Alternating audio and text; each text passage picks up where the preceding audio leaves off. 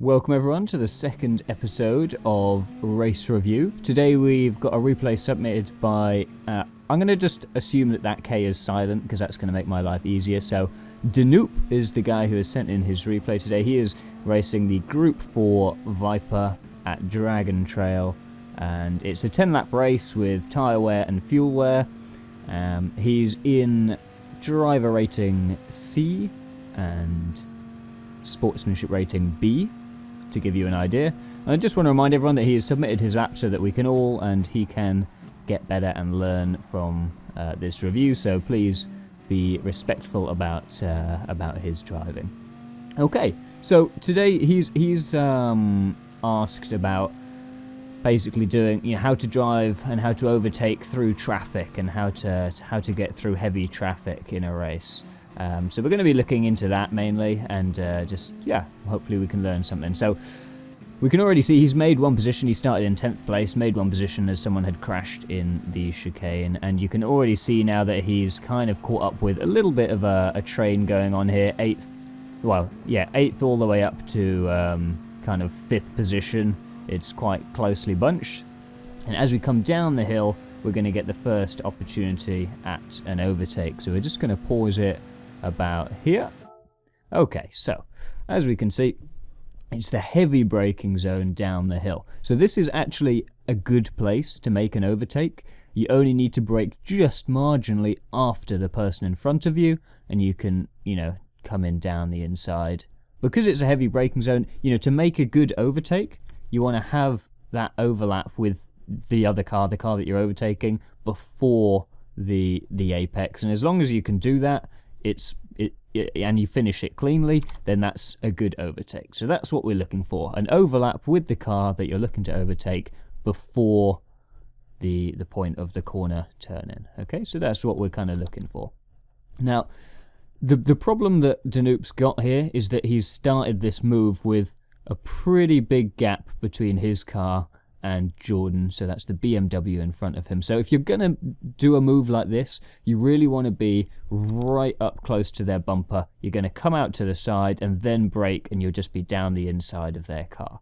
There's a couple of things that's really important here. First is knowing how late you can brake without, running too far in and landing in the dirt or into the wall or whatever it might be. So knowing the absolute latest point that you can brake whilst also making the corner, without losing time. And the second thing is being aware of any cars that are going to be in this kind of zone as you brake into it, because obviously you're going to be coming in with a narrower line than most of the other cars, so you're obviously going to end up with a possible kind of T-bone situation there at the corner. So I think realistically you should aim not to overtake more than one car. If they're really heavily bunched up, you might get a good run down the inside of a couple, but in this particular situation I definitely wouldn't be looking to overtake more than just the BMW here. So we're kind of looking to get down the inside and just alongside this car so that you can take the inside line, and that the car that you're overtaking can basically be forced around the outside like this. So that's kind of what you're looking for. So if we just play the video here, you're going to see he comes down the inside. So he's made his overtake. However, what we saw is carried a little bit too much speed. So as we said, he's to make that overtake, he really had to brake a lot too late. And that extra speed is carried him not only past the BMW, but a long way past him, and he's actually going to be carrying way too much speed into the hairpin here, or the kind of the tight right-hander. We've got this McLaren that's coming in on a normal racing line. He hasn't done anything wrong so far, and the speed that Danoop is carrying is going to be an unavoidable contact at this point here. There's not really anything he can do about this now. He's made a mistake. Brake. Someone corrected me this. Brake. I'm going to get it right this time. He braked too late to be able to avoid this contact. So ideally, he would have been slow enough now to just be able to kind of slip in so that the McLaren will come in here, and he's just going to basically come in nicely in behind the McLaren without any issues. But it's kind of too late for that. He's braked too late. Got it right, guys. And there's going to be a contact there. So if you're going to make this move, going down the inside in the braking zone, don't get too greedy. and know your absolute latest point you can brake, and if it's not going to be good enough to brake there, then you're just going to have to hold position. So let's carry on there. You can see he makes the collision. Fortunately, the McLaren's able to keep it on the track, and the BMW gets enough speed. So I think that was sort of karma there. You know, he made the mistake and he didn't gain any positions from that. So I think that's kind of, that seems reasonable to me there. Okay, so coming up here is a nice opportunity to talk about where is a good idea to make quite an aggressive move, or quite a, an attacking move. So we've got this BMW coming in really slowly, and he's going to go out onto the inside there. And currently, Danube is going 138, and the McLaren is only 134. So he's actually going faster than both of these two drivers. Okay, so he's got an opportunity at this point to really make this whole inside, this kind of box here could be his area. Force both of these drivers out wide, just using the position of his car to block off that zone. Okay, and he's got the speed, so he can probably get inside both of these cars before they turn in for this corner here. So all he has to do is brake a little bit later than he might otherwise do here, and just basically kind of push these guys as wide as he can. Another thing to mention is how much of the track that Danube is using here. So it's very easy to think, okay, well, there's a guy to my side, I just want to stay as far away as possible from him so we're not likely to crash, which I can understand, especially if you're not used to driving in close proximity to others. It is quite daunting, but we've got to try and think is, okay, you're in the inside position here, you're in the kind of more advantageous position. You can force these drivers to the outside of the track just by cutting further this direction. So currently his line's kind of, he's got this bit of space. So the BMW can come right across like that currently. So all we have to do, all Danube has to do is drive a little bit further to the outside. Okay, that's going to force the BMW to keep his line further wide, because he's going to be blocked off. They're going to be right next to each other. And it also means that Danube can basically make this turn much faster. The closer you stay to the inside here, obviously, the slower your exit's going to be. So you really want to maximize all of this bit of track here. So all he has to do, literally, is, as he's approaching the corner, keep his kind of trajectory out to here, and then round to the right. And that just forces both the BMW and the McLaren into this little zone here. And there's pretty much nothing that they can do about it unless they're going to just turn into him and crash him. Okay? So, as we play it forwards here, he's braked too early, really. And again, this might just be because he wasn't sure, where the braking point is. That's kind of an important point, is when you're not on your normal line. So the normal line for this is, this kind of area here. So you're looking for your brake, your brake marker might be this wall here or whatever it might be. It's just an example. But when you're on the other side, you don't have the same brake marker. So you either got to be looking out to the left for your brake marker, or you've just got to be very aware, okay, my brake marker is normally there, so that translates to like this point here or whatever it might be. So you've got to be thinking, okay, I can't necessarily see my brake marker, so I need to just be aware. And sometimes it's good in practice to do that. If you think that you might be, in these heavy braking areas, it's good to practice lines down the inside. So, in practice, come into this track, enter the road down on this side and find a brake marker. If you happen to be forced to the right hand side, what can I look for to brake in this area as opposed to in the normal area over here? So you can find alternate brake markers for different positions on the track, if that will help you. Anyway, as it happens, he's braked, sorry, I know I'm supposed to get that one right. He's braked too early, so he's gone a bit too conservatively. That's given the BMW the right to basically come in here now, because his car's not in this position. If Danube had actually managed to, first of all, been a little bit closer to here, so let's imagine his car is in sort of that position there. This is going to do a couple of things. It means he's got a much nicer line to hit this apex with a good bit of exit speed, and it also means that he's going to force both the BMW and the McLaren on wider lines. Okay, currently, basically, the BMW can come right into the apex and the McLaren can follow it in that way as well. So he hasn't used this opportunity as best as he could.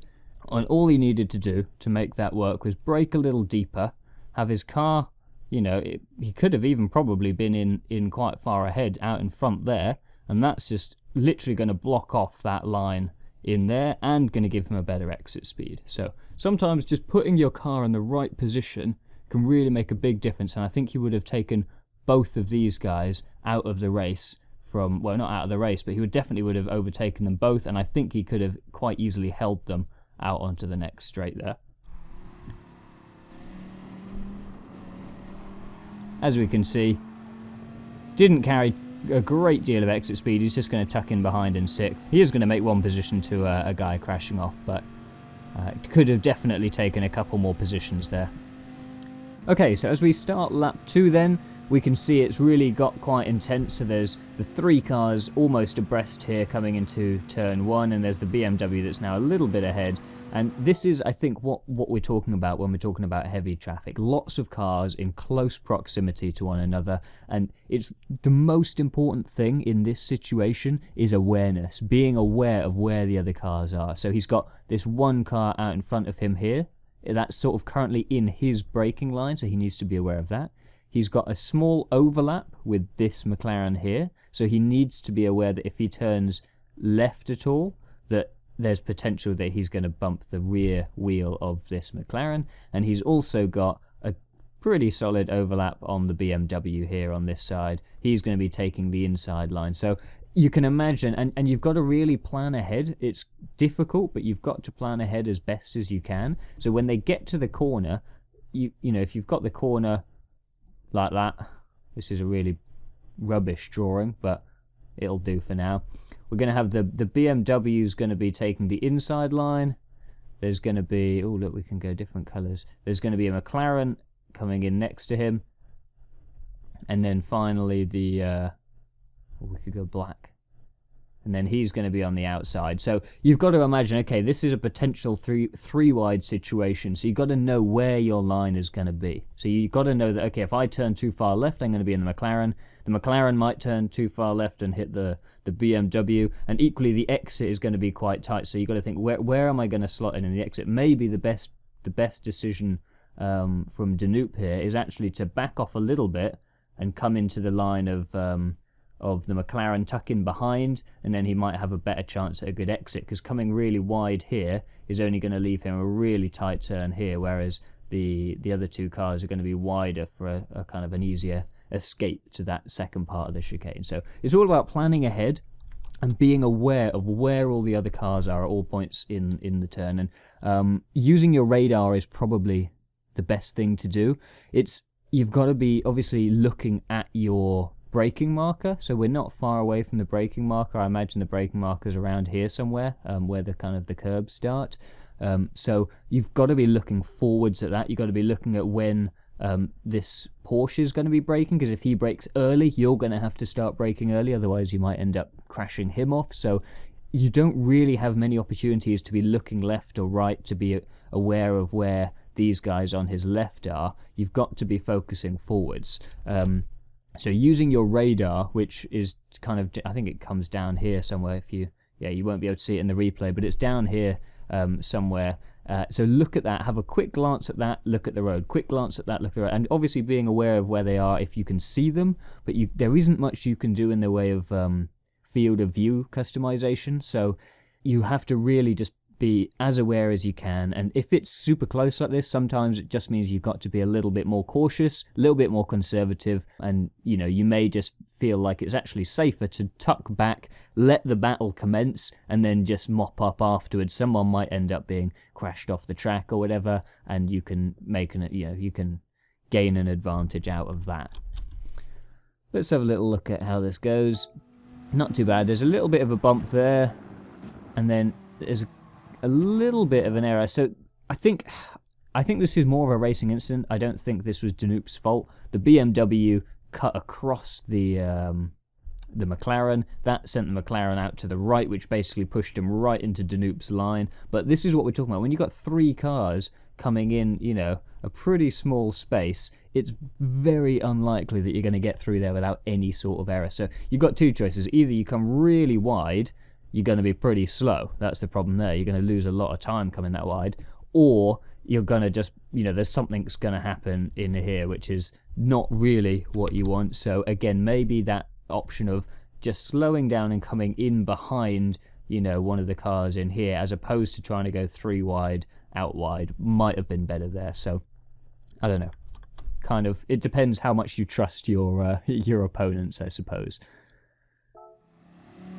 He does manage to make the overtake though, and the BMW also having a little bit of an issue, and he gets run off the track here. Kind of dirty by the BMW, but got what he deserved, and Danute makes the overtake, so happy days, and he's up into 5th place. As we come to the end of the race, our man and our hero finds himself in 4th position. I think he had a penalty there, which is why he just slowed down. He almost had 3rd position, but I think that penalty must have lost him some time.